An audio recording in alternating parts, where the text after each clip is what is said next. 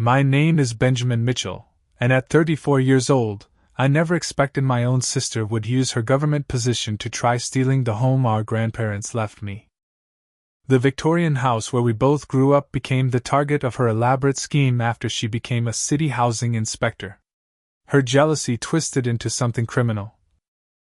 And now she's facing 22 years in federal prison for what she did. Before I dive into how my own sister tried to steal my inheritance and ended up facing decades in prison, let me know where you're watching from and hit that like and subscribe button if family betrayal stories leave you speechless. Growing up, Patricia and I had what I thought was a normal sibling relationship. Sure, we fought over toys and television shows. But we also built blanket forts together and shared secrets under the massive oak tree in our backyard.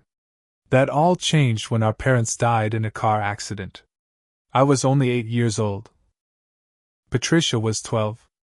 The memory of that rainy night when Grandpa Harold showed up at our door with tears in his eyes still haunts me. Our lives were never the same. Our grandparents immediately took us in, no questions asked. Their Victorian home, built in the 1890s, became our sanctuary. It was a magnificent 3-story structure with intricate woodwork, stained glass windows, and a wraparound porch that seemed to hug the entire property. The house sat on 2 acres in what was once the outskirts of town but had since become one of the most desirable historic neighborhoods. Looking back, I can see the early signs of Patricia's issues. When Grandma Eleanor would bake cookies, Patricia would count to make sure I didn't get more than she did. When Grandpa gave us birthday money, she would demand to see what I received. Always suspicious I was somehow favored. The truth was, our grandparents bent over backward to treat us equally, but Patricia never saw it that way. As teenagers, our paths diverged significantly. Patricia threw herself into academics, joining every honor society and club she could. She made it clear she couldn't wait to leave our old, creaky house and the small-town life our grandparents provided. I, on the other hand, found comfort in the stability of our home. Grandpa Harold, a retired carpenter, took me under his wing, teaching me everything he knew about woodworking and home maintenance. "A house this old is like a living thing, Benjamin," he would say as we replaced rotted floorboards or fixed leaky pipes. "It needs care and respect. Not everyone understands that." By the time I was 16, I could replace a window, rebuild a porch railing, or rewire a light fixture. The skills Grandpa taught me eventually led to my contracting business, specializing in historic home restoration. Every nail I hammered, every wall I repaired strengthened my connection to that house and to my grandfather. Patricia left for college at 18 and rarely came back. She attended an expensive university across the country, which our grandparents helped pay for by dipping into their retirement savings. Meanwhile, I stayed local, attending community college while continuing to live at home and help maintain the property. When Patricia did visit, perhaps twice a year, she always had something critical to say. The wallpaper was outdated. The kitchen needed modernizing. The garden was overgrown. She never offered to help, just pointed out flaws. "You're enabling Ben to be stuck in the past," she told our grandparents during one Thanksgiving visit. "This house is a money pit, and he's going to drain your retirement fixing it up." What Patricia never understood was that our grandparents loved that house. It represented their 50 years of marriage, the family they had raised, and the legacy they wanted to preserve. Grandma Eleanor knew the story behind every antique, every photograph, and every piece of furniture. The house wasn't just a structure to them, it was the physical embodiment of their life together. In her late 20s, Patricia married Warren Reynolds, an ambitious real estate developer 10 years her senior. He wore expensive suits, drove luxury cars, and always talked about his latest deals. Warren seemed to tolerate our grandparents but clearly found the old house distasteful. I caught him once measuring rooms and making notes during a holiday visit. "Just curious about the square footage," he said with a smile that didn't reach his eyes. "Amazing what they could do with property values in this neighborhood with the right development." As our grandparents entered their 80s, their health began to decline. Grandma developed arthritis that made navigating the stairs difficult. Grandpa's heart condition worsened, requiring multiple medications and frequent doctor visits. Without hesitation, I became their primary caregiver, modifying the house to accommodate their needs. I installed a stairlift, renovated a downstairs bedroom, and added grab bars in the bathrooms. Patricia's visits became even less frequent. She always had an excuse: work commitments, Warren's schedule, the long flight. When Grandma Eleanor passed away after a stroke, Patricia flew in for the funeral and left the next day, claiming urgent business matters. Someone has to maintain a career, she snapped when I questioned her quick departure. We can't all play handyman forever. The final years with Grandpa were both precious and painful. His heart condition worsened, but his mind remained sharp. We spent evenings on the porch, him in his rocking chair, sharing stories about the house and his life with Grandma. He talked often about his wishes for the property.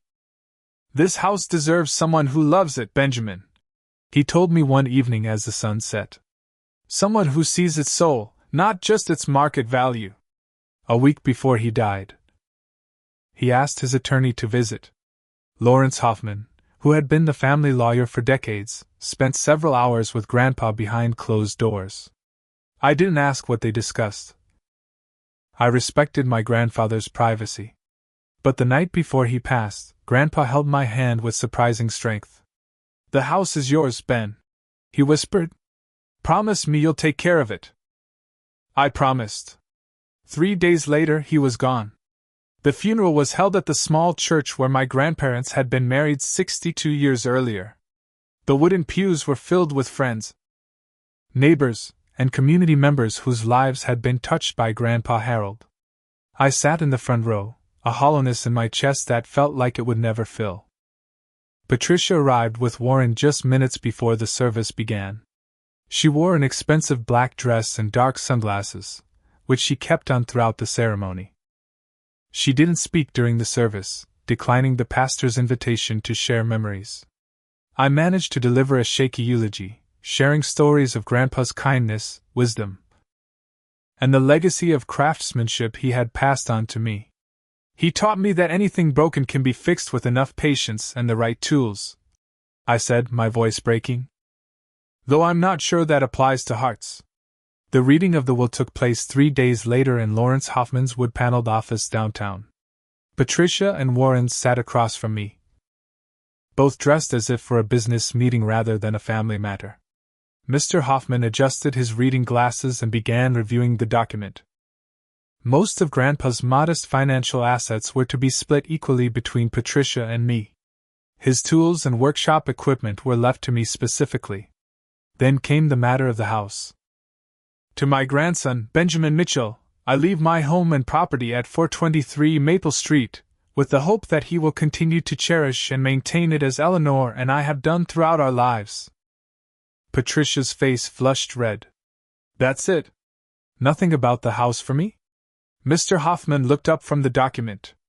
"There is a letter here for you, Patricia." He handed her a sealed envelope. She tore it open, her eyes scanning the contents. Whatever Grandpa had written caused her to crumple the paper in her fist. Without a word, she stood and stormed out of the office. Warren lingered, his face unreadable. "Congratulations on your windfall," he said, his tone making the words sound anything but congratulatory. Then he followed his wife. Later that afternoon, they showed up at the house. Patricia had abandoned her composed facade, her eyes red and her voice shrill as she confronted me on the same porch where we had played as children. "You manipulated him," she accused, jabbing a finger at my chest. "All those years playing the devoted grandson while I'd built a career. You were just waiting for the payoff." "That's not true," I said, trying to keep my voice calm despite my grief and her accusations. "I loved him. I cared for him. This isn't about money." "Everything is about money," Warren interjected, placing a hand on Patricia's shoulder. "That house is worth over $1 million in today's market. You're sitting on a gold mine while Patricia gets what? Some savings bonds? I took a deep breath. Look. I know you're upset. If you need financial help, I'm happy to share whatever I can. But I'm not selling the house. That was never Grandpa's intention. So you get everything and I get your charity? Patricia's laugh was bitter. How generous of you, little brother. What did his letter say? I asked quietly. Her expression darkened. None of your business. Just know this isn't over. She turned to leave, then paused. He wasn't thinking clearly at the end. We both know that. As they drove away, I felt a chill that had nothing to do with the autumn air. The weeks following Grandpa's death were a blur of grief and adjustment. The house felt emptier than I had ever known it, despite having lived alone with Grandpa for the past 3 years. I threw myself into projects he had planned but never completed, restoring the original banister, refinishing the hardwood floors in the dining room, repairing the stained glass transom above the front door. Working with my hands provided solace, a connection to him that somewhat eased the pain of his absence. It was during this time that I met Rachel. I was at Harmon's Hardware searching for period-appropriate brass hinges when she approached me. Are you restoring something? She asked, gesturing to the antique hardware in my hands. Rachel worked as an architectural historian for the city's Historical Preservation Society. She had warm brown eyes, curly hair she kept in a perpetual ponytail, and a genuine passion for old buildings. Our conversation about Victorian hardware turned into coffee, which evolved into dinner. For the first time since Grandpa's death, I felt a spark of happiness. Rachel understood my attachment to the house in a way few others did. On our third date, I gave her a tour. Watching her eyes widen at the original crown molding, the hand-carved newel post, and the stained glass windows. Your grandfather preserved so much of the original character, she marveled. Do you know how rare that is? Most of these homes have been remodeled beyond recognition. With Rachel's encouragement, I began to envision a future in the house that wasn't just about preserving the past but creating something new. We talked about possibly opening the space for historical tours or workshops for aspiring craftspeople. It was around this time that the first letter arrived from the City Housing Department. The official-looking envelope contained a notice of minor code violations, peeling paint on the exterior, a loose railing on the back steps, insufficient smoke detectors. Nothing major. But the inspection seemed to have come out of nowhere. I addressed the issues immediately, repainting the trim, securing the railing, and installing additional smoke detectors. A week later, a follow-up inspection notice arrived, scheduled for the following Monday. What struck me as odd was the inspector's name at the bottom of the Form P. Mitchell Reynolds. Patricia had never mentioned taking a job with the city. Last I knew, she worked in administrative management for a corporate consulting firm. A quick search online confirmed my suspicion. Patricia had joined the city housing department as an inspector just 6 months earlier, around the time Grandpa's health had taken its final downturn. The timing seemed far from coincidental. The initial inspection was just the beginning. Over the next 3 months, the notices came with increasing frequency and severity. What started as minor violations escalated to claims of structural deficiencies, electrical hazards, and plumbing issues that supposedly threatened the safety of the entire block. Each report was signed by Patricia, her married name stamped in official blue ink at the bottom of forms that threatened fines and potential condemnation if the issues weren't addressed. The violations became more technical and obscure, citing municipal codes that even I, with my years of contracting experience, had rarely encountered. My confusion turned to anger when I received a notice claiming the entire northeast corner of the foundation was compromised and required immediate professional evaluation. I had personally inspected and reinforced that section with Grandpa just 2 years earlier. I requested a meeting at the housing department, hoping to clarify what seemed like increasingly bizarre claims. The receptionist informed me that Inspector Mitchell Reynolds was unavailable, but her supervisor could meet with me the following week. When I arrived for the appointment, Patricia was there, seated beside a stern-looking woman introduced as Director Margaret Winters. My sister wore a crisp blazer with a city ID badge. Her face a mask of professional detachment, as if we were strangers rather than people who had once built blanket forts together. Mr. Mitchell, Director Winters began. Inspector Mitchell Reynolds has recused herself from directly evaluating your case due to your family connection, but she has compiled the reports from other department inspectors. It was a blatant lie, and Patricia knew I knew it. Her signature was on every document. Then why is her name on all the violations? I asked, sliding the papers across the desk. Director Winters glanced at Patricia, who maintained her composure. Administrative processing, Patricia said smoothly. The inspections were conducted by colleagues.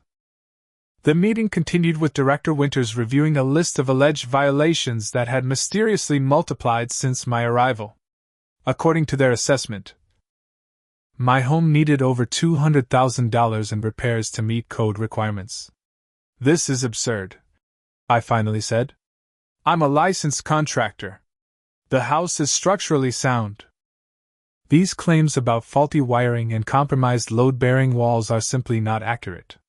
Patricia spoke up, her voice professionally detached. Perhaps your emotional attachment to the property is clouding your professional judgment, Mr. Mitchell. We have photographic evidence and multiple inspector assessments. As I left the building, Patricia followed me to the parking lot. When I turned to confront her, I caught a glimpse of something in her eyes, not remorse or compassion, but a cold satisfaction. What are you doing, Patty? I asked, using her childhood nickname.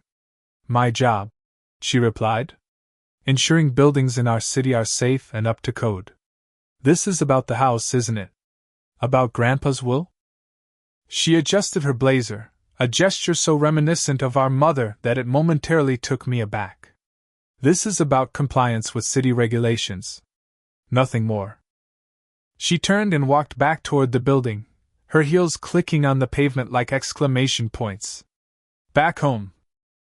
I spread the violation reports across the dining room table and called 3 contractor colleagues to get second opinions.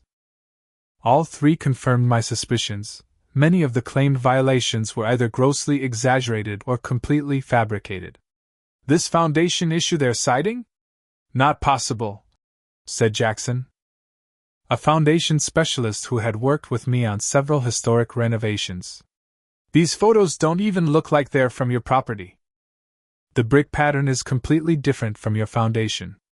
Another red flag emerged when I examined the documentation more carefully. The date stamps on some of the photographic evidence predated Patricia's employment with the housing department.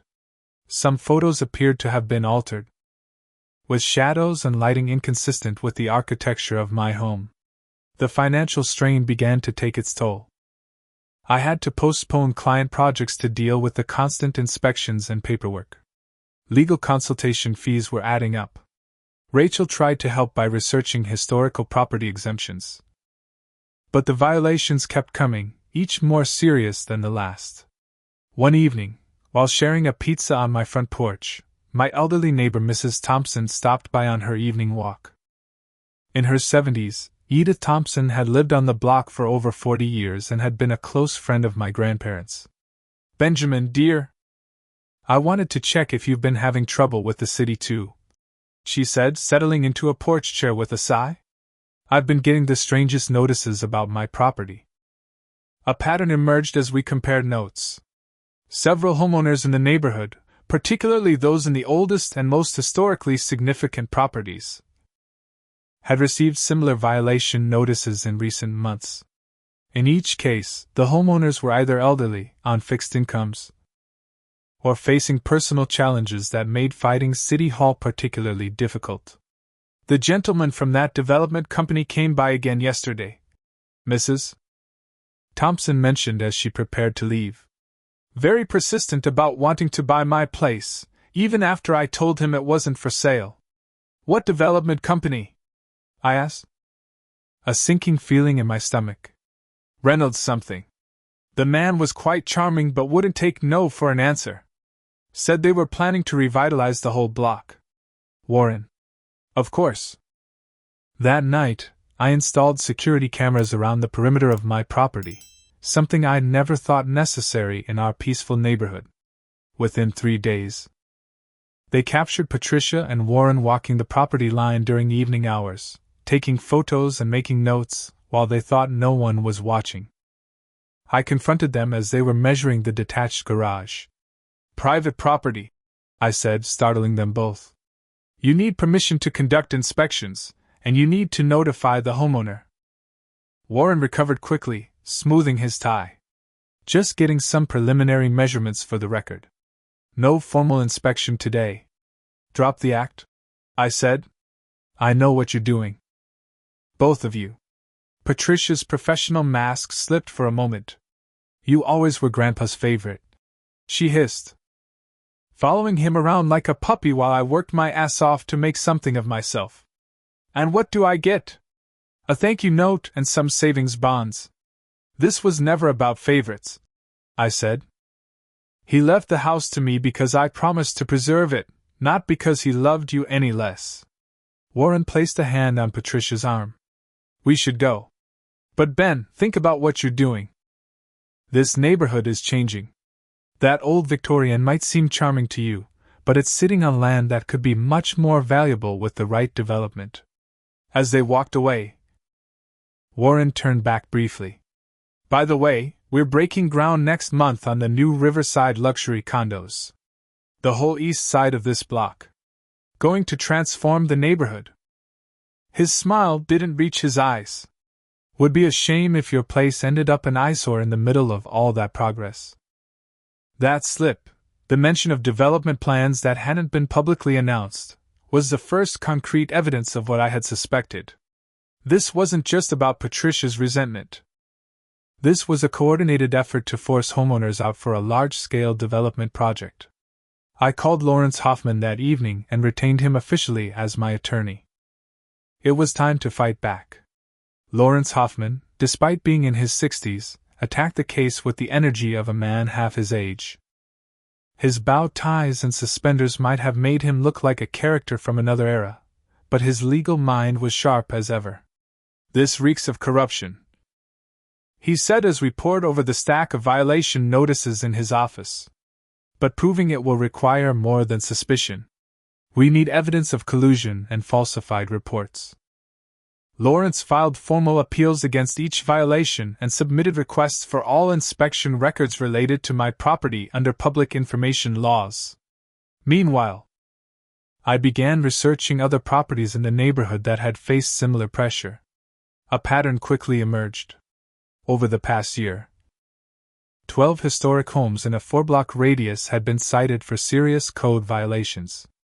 7 had already been sold to various LLCs that, with further investigation, all traced back to Warren's development company, Pinnacle Urban Renewal.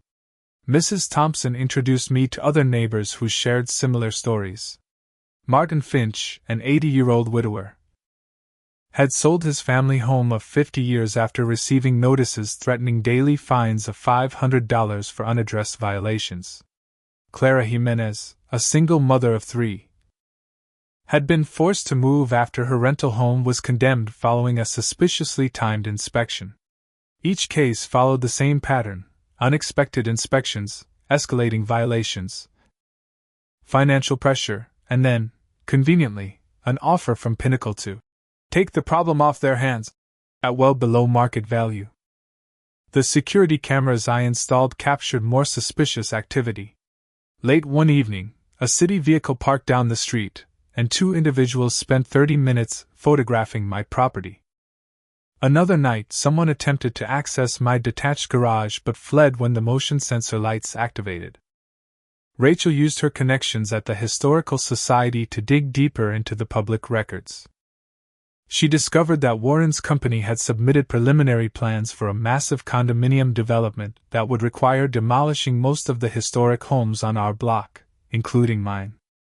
The application was submitted 6 months ago, Rachel said, spreading the documents across my kitchen table. That's before Patricia even took the job at the housing department. The pieces were falling into place. Patricia hadn't taken the inspector position out of career interests but as part of a calculated plan to leverage government authority against homeowners, with me as a primary target. Our breakthrough came from an unexpected source. One afternoon, I received an anonymous envelope in my mailbox containing internal housing department memos. The note attached simply read, "Not everyone in the department agrees with what's happening. Look at the pressure coming from above." The documents revealed that Director Winters had specifically assigned Patricia to our neighborhood despite department policies against inspectors working in areas where they had personal connections. More damning were emails showing Winters had overridden other inspectors who had given passing marks to properties that were later condemned. Lawrence advised caution. "This is bigger than your sister's grudge now. We're looking at systematic corruption. If what these documents suggest is true, there could be serious legal consequences for everyone involved." I hesitated. Despite everything, Patricia was still my sister, my only remaining family. The thought of her facing criminal charges made my stomach knot. What if we just approached her? I suggested. Gave her a chance to back off? Lawrence shook his head. At this point, that could be construed as obstruction. Besides, do you really think she would stop? He was right. The Patricia I once knew, the sister who had helped me with homework and defended me from bullies, seemed gone, replaced by someone consumed by bitterness and greed. The final piece of evidence came when we hired a digital forensics expert to examine the photographic evidence in my violation reports. The expert confirmed what I had suspected. Many of the photos had been digitally altered, with damage from other properties superimposed onto images of my home. Others were taken at misleading angles to exaggerate minor issues. As we built our case, I struggled with conflicting emotions. Each piece of evidence against Patricia felt like another crack in what remained of our family.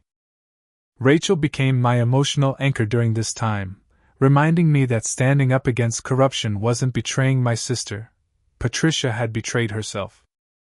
"Your grandparents raised you both with the same values," she said one night as we sat on the porch swing. "Patricia made her choices. You don't have to feel guilty for protecting what they entrusted to you." With mounting evidence in hand, Lawrence suggested it was time to take our findings to authorities beyond the city level. The systematic nature of the corruption, the falsification of government documents, and the financial fraud involved made this a potential federal case. "The FBI has a public corruption unit that handles exactly this kind of case," he explained. "Given the scale and the government positions involved, they would have jurisdiction." The thought of federal agents arresting my sister made me physically ill. But the alternative, allowing her and Warren to continue victimizing vulnerable homeowners and destroying our neighborhood's history, was worse. After a sleepless night, I made the call that would change everything. The emergency condemnation notice came like a thunderbolt on a clear day. Bright orange papers plastered across my front door declared the property imminently dangerous and ordered evacuation within 72 hours. The document cited catastrophic foundation issues and imminent structural collapse, complete fabrications that nevertheless carried the full authority of the city government. I photographed the notices and immediately called Lawrence, who arrived within the hour, his bow tie askew and legal briefcase in hand. "This is harassment, plain and simple." He fumed as he read the documents. "They're accelerating because they know we're building a case." He looked at me gravely. "Ben, I think it's time to contact the FBI. This has gone beyond civil matters into criminal territory." "Will they even take this seriously?" I asked. "It's just a housing dispute. This is public corruption, possibly wire fraud, and abuse of power. They'll take it very seriously." That afternoon, we met with Special Agent Carlos Ramirez in a coffee shop 3 towns over to avoid being seen. Agent Ramirez was a serious man with salt and pepper hair and the focused attention of someone who missed nothing.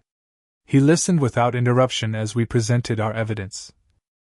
The pattern of targeted inspections, the falsified photos, the connection to Warren's development company, and the internal memos showing Director Winter's involvement. "We've had our eye on some unusual development patterns in your city," Agent Ramirez said after reviewing our documents. "Your information fits with other complaints we've received." He leaned forward. "But I need to be clear, if we move forward, we investigate everything and everyone involved. Including your sister." The weight of his words hung in the air. Once this machine started, I couldn't stop it, even if I wanted to. "I understand," I said finally. "What do you need from me?" What he needed, it turned out, was for me to wear a wire. The FBI wanted recorded evidence of Patricia and Warren discussing the scheme. Agent Ramirez suggested I request a meeting to discuss finding a resolution to the housing violations. Rachel was vehemently opposed to the idea.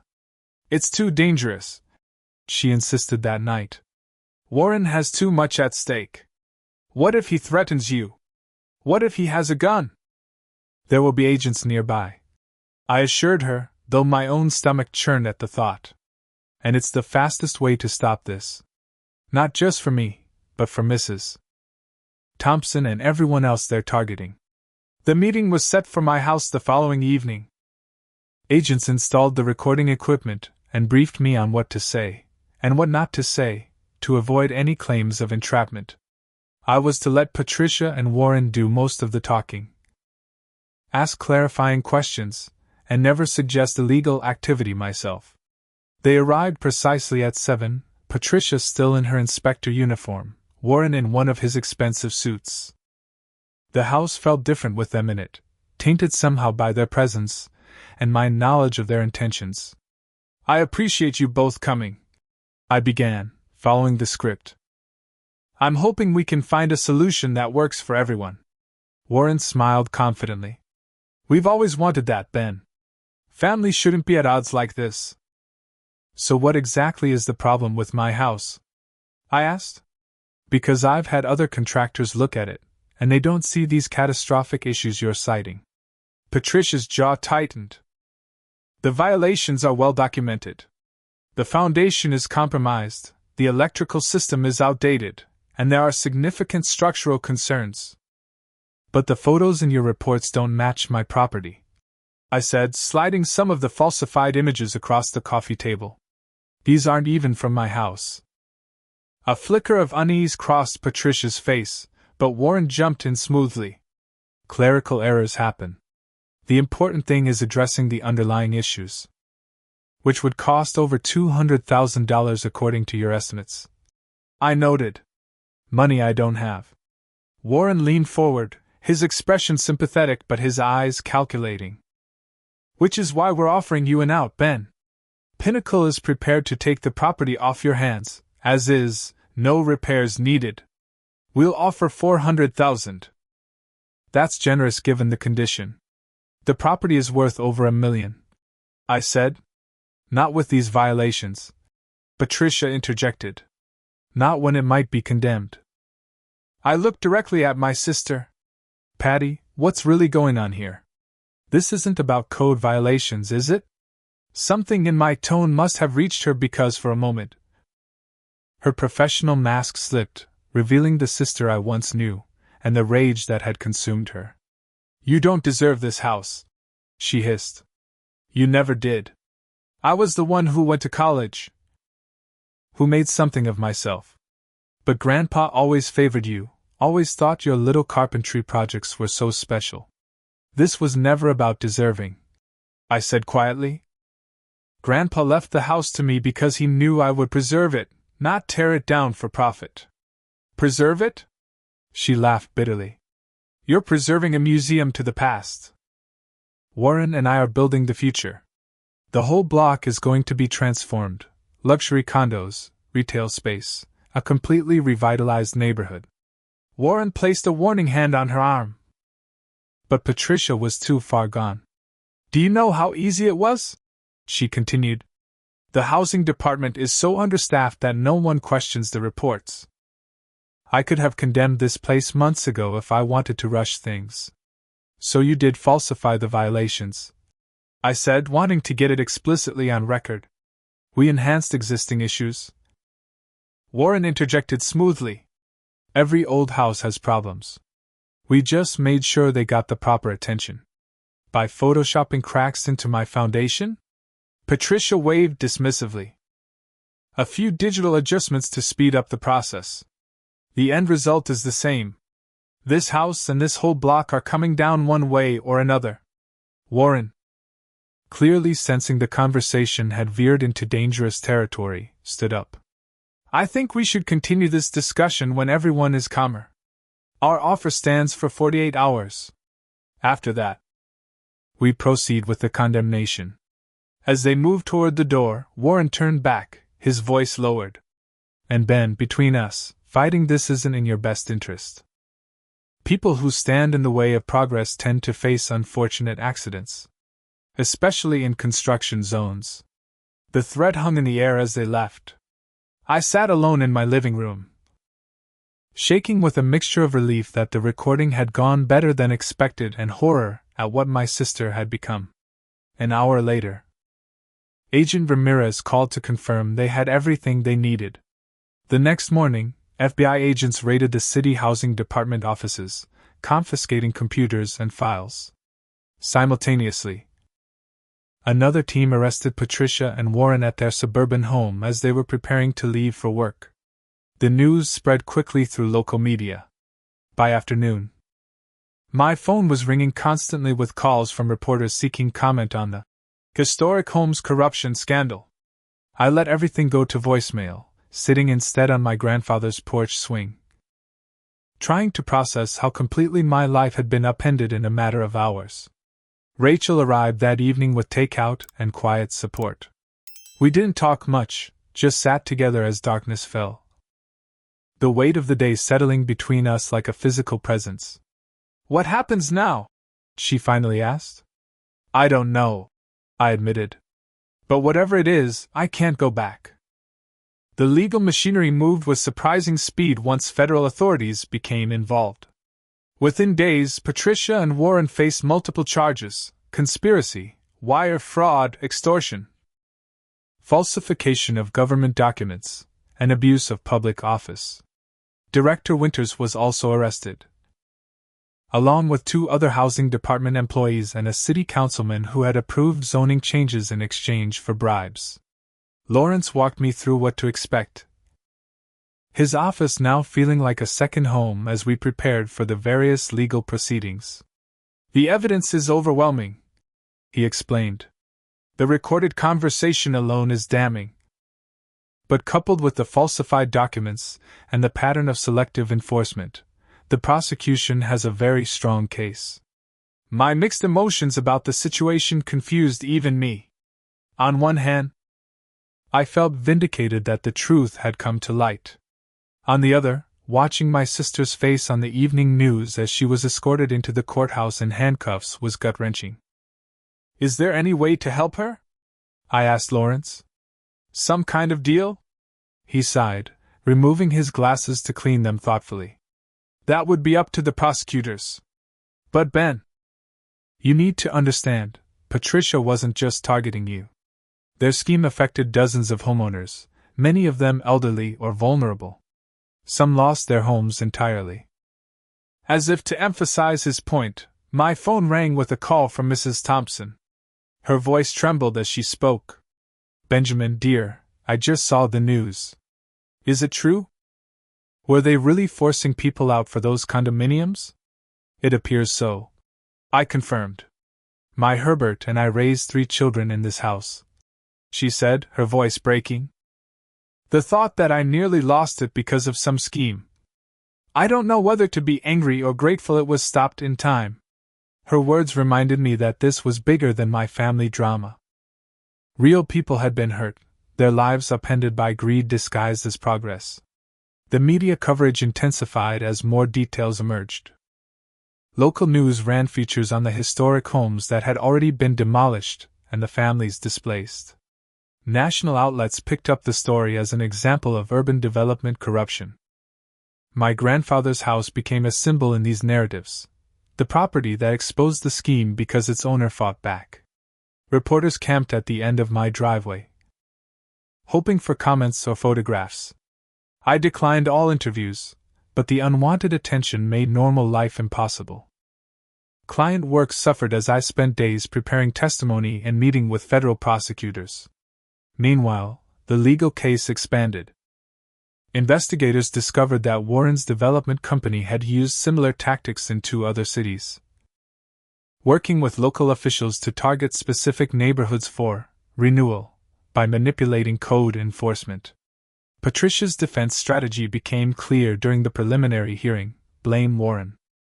Her attorney portrayed her as a woman manipulated by her ambitious husband, pressured into misusing her position out of misguided loyalty. I was called to testify about the pattern of harassment and the recorded conversation. Walking into the courtroom was surreal. Patricia sat at the defense table, dressed conservatively in a navy suit, her expression unreadable. She didn't look at me as I took the stand and swore to tell the truth. The prosecutor, a sharp-eyed woman named Samantha Howard, led me through my testimony methodically, establishing the timeline of events and the escalating pattern of violations. When she played portions of the recorded conversation, Patricia stared straight ahead, her posture rigid. "Mr. Mitchell," Howard asked, "in your opinion, was your sister acting under duress or pressure from her husband during these events?" I looked at Patricia, searching for some glimpse of the sister I had grown up with. "No," I said finally. Patricia was always strong-willed and independent. In our conversation, she seemed to be the driving force, not a reluctant participant. Patricia's eyes met mine then, filled with such cold hatred that I nearly flinched. Whatever remaining connection we had as siblings seemed to dissolve in that moment. Cross-examination was brutal. Patricia's attorney tried to paint me as resentful of my sister's success, suggesting I had manipulated our grandfather into changing his will. He implied that my renovation work was substandard and that many of the violations were legitimate. Throughout it all, Patricia watched with that same cold stare. As the case progressed, more defendants began cooperating with prosecutors. Director Winters agreed to testify against higher officials in exchange for reduced charges. One of Patricia's colleagues provided emails showing she had specifically requested to handle inspections in our neighborhood despite department policies against conflicts of interest. The most devastating blow to Patricia's defense came when Warren accepted a plea deal. In exchange for a reduced sentence, he agreed to testify about the entire operation, including Patricia's central role in targeting specific properties. According to Warren's testimony, the scheme had begun shortly after our grandfather's death. Patricia, bitter about the inheritance and aware of the property's value, had specifically suggested using her position to force me out. What started as personal vengeance expanded into a larger operation when Warren recognized the potential profits. Patricia was particularly effective because she knew which homeowners were vulnerable, Warren testified. She grew up in the neighborhood and knew who might lack the resources or knowledge to fight back. The district attorney offered Patricia a similar plea deal, 10 years instead of the potential 30 she faced if convicted on all counts. To everyone's surprise, she refused. She believes she can beat this, Lawrence told me after speaking with her attorney. Or perhaps she simply can't admit what she's done. As the trial date approached, I found myself caught between hoping for justice and mourning the sister I had lost long before any of this began. Rachel suggested I write Patricia a letter, not necessarily to send, but to organize my thoughts. "You need to process this for your own healing," she said. "Whatever happens with the legal case, you're carrying emotional wounds that need attention." I sat at my grandfather's desk that night, surrounded by the history of our family, and tried to put my feelings into words. The letter went through many drafts, each attempting to understand how we had arrived at this point, from siblings building blanket forts to adversaries in a federal case. The trial lasted 3 weeks. I attended every day, sitting quietly in the back of the courtroom as witnesses testified about falsified documents, threats, and the human cost of the scheme. Former homeowners described being forced from properties their families had owned for generations.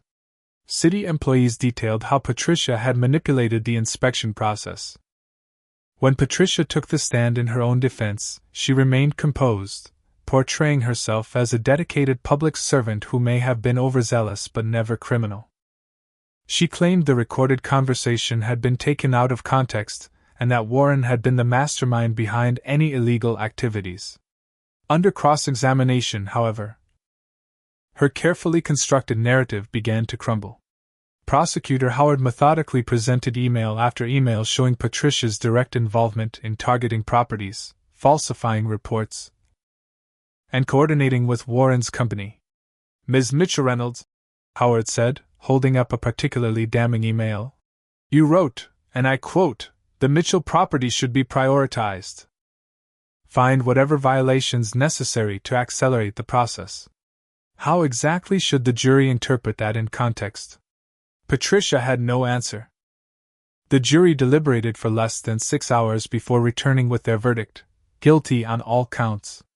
Patricia stood stone-faced as the judge read the decision, her eyes fixed on some middle distance as if this were happening to someone else. The sentencing hearing was scheduled for the following month. In the interim, I struggled with whether to submit a statement to the court. As a victim, I had the right to explain how Patricia's actions had affected me, potentially influencing her sentence. "Whatever you decide, it should be about your healing, not revenge," Rachel advised. "What do you need to move forward?" After much reflection, I wrote a statement that acknowledged both the harm Patricia had caused and our shared history.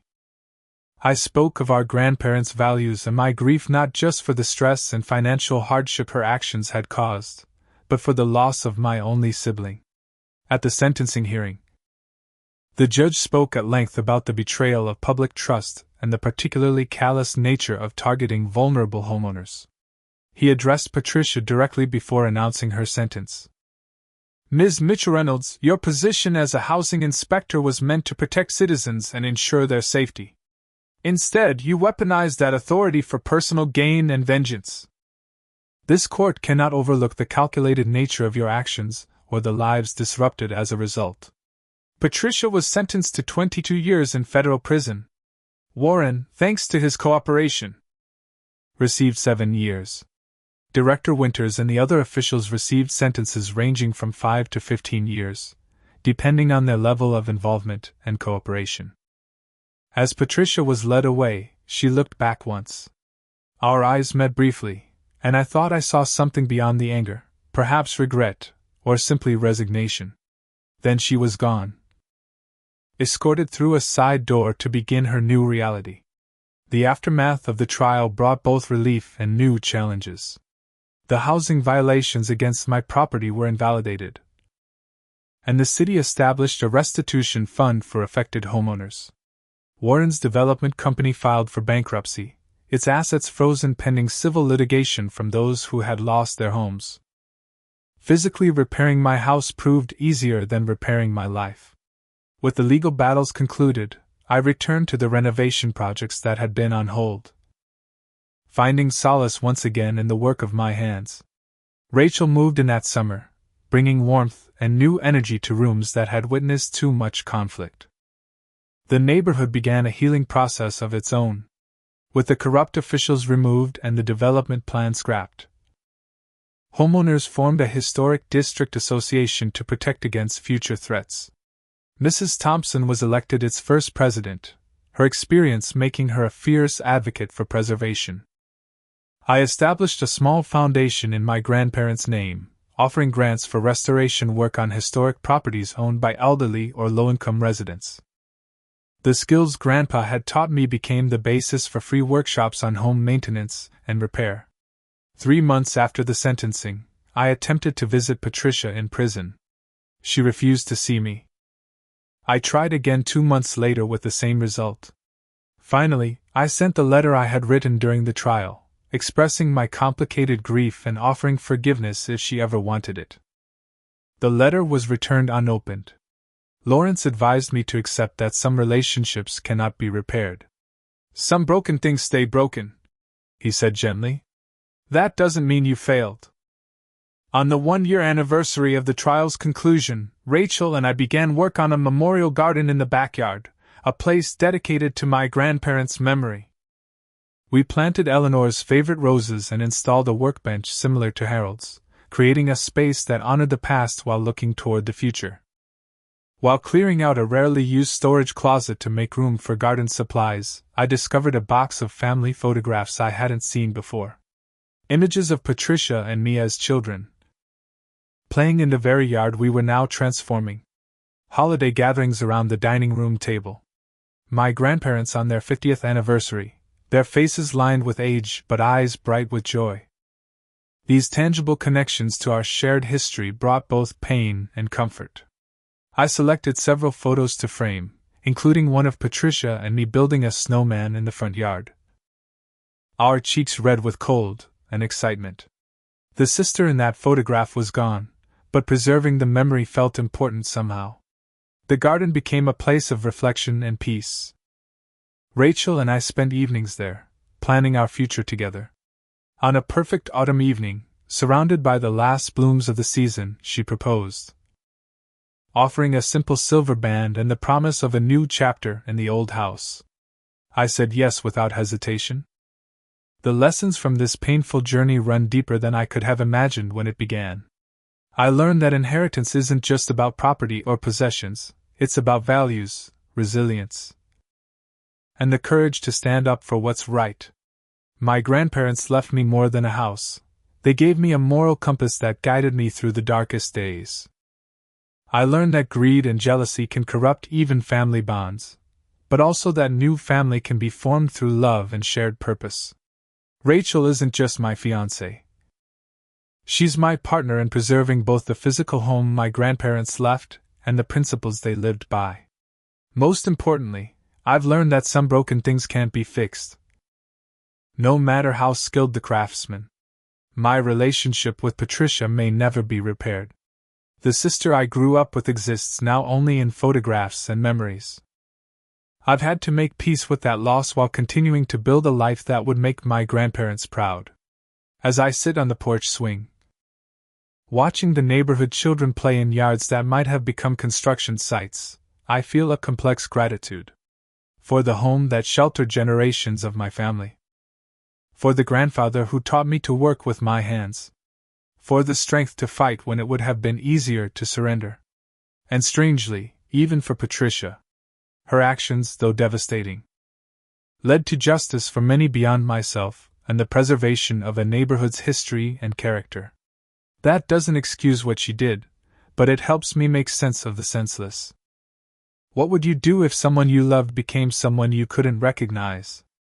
Have you ever had to stand up against family for what was right? Share your thoughts in the comments below. And if this story about fighting corruption and preserving what matters hit home, please like, subscribe, and share it with someone who appreciates that some inheritances are worth protecting at all costs. Thank you for listening to my story. And remember, the most valuable things we inherit aren't things at all, but the values that guide us through our darkest times.